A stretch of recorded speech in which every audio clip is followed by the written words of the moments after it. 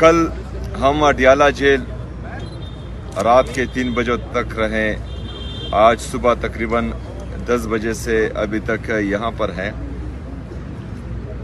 और इससे पहले जो हमारी मुलाकातें बंद होती थी तो कहा जाता था कि सियासी मुलाकातें बंद हैं, लेकिन ये 2 दिन हमारी तमाम स्ट्रगल जो हमारे लीडर के साथ जनाब इमरान खान के साथ, जो पाकिस्तान का सबसे मकबूल तरीन लीडर है, सबसे बड़ी सियासी जमात का वो ताहयात चेयरमैन है, मुल्क का साबिक वज़ीर आज़म है, उसके सेहत के हवाले से जो इन्होंने गफलत की है, इन्होंने तबी दहशतगर्दी की है, उसकी इजाज़त के बगैर, उसकी फैमिली की इजाज़त के बगैर, उसके ज़ाती डॉक्टर्स की इजाज़त के बगैर उनको एक अस्पताल लाया गया। और वहाँ पर ऐसे अस्पताल जहाँ पर उसके मर्ज़ का स्पेशलिस्ट डॉक्टर ही नहीं है और वहाँ पर इलाज होता है। फिर 5 दिन कौम से ये बात छुपाई जाती है, उनकी फैमिली से बात छुपाई जाती है, उनके ज़ाती डॉक्टर्स वकला से वो बात छुपाई जाती है। और जब पूछा जाता है तो वज़रा, वफाकी वज़रा कहते हैं कि ये झूठ बोल रहे हैं, इस तरह कुछ भी नहीं है। फिर उनका अपना वज़ीर ही उस बात की तस्दीक करता है कि ऑपरेशन हुआ है, लेकिन उसके बाद भी फिर झूठ बोला जाता है। तो इनकी बातों का तमाम ये अपना एतमाद खो चुके हैं। ना अवाम उन पर एतमाद करती है, ना हम एतमाद करते हैं। तो इसी वजह से हम कल से ये चाह रहे थे कि इमरान खान साहब के जो ज़ाती डॉक्टर्स हैं वो उनसे मिलें।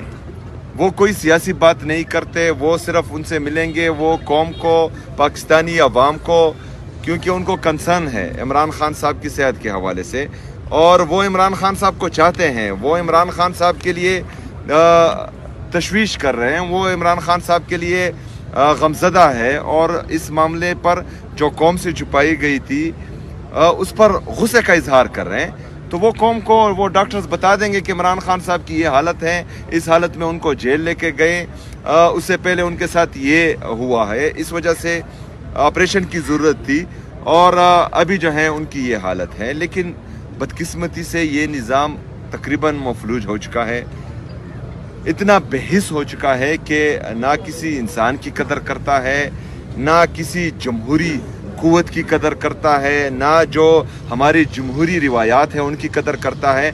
एक सूबे के वज़ीर आला को मुसलसल 2 रातों से वो रोड पर बिठाए रखा है। 2 दिनों से वो कभी एक जगह पर रोड पर बैठा होता है, कभी दूसरी जगह पर।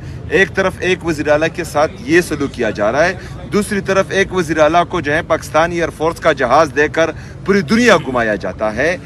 तो ये मेरे ख्याल में फेडरेशन के साथ भी ज़्यादती है, पाकिस्तानी अवाम के साथ भी ज़्यादती है।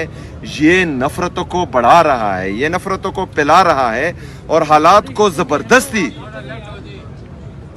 ज़बरदस्ती उस तरफ लेके जा रहा है जिससे फिर वापसी नामुमकिन होगी, फिर नुकसान सबका होगा।